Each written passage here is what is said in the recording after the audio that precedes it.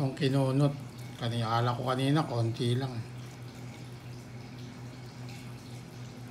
Special na recipe ng mga Bicol. Naku, napakasarap na ito. Naparami ang luto ko. Kalahating kilo mahigit. Kala ko konti lang. Ay! Ang galing buto. Dami na pala nito.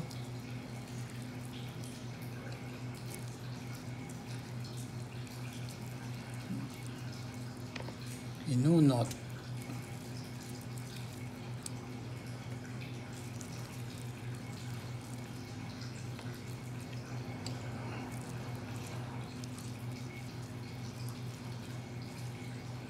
Sarap to pag maraming sili at malunggay.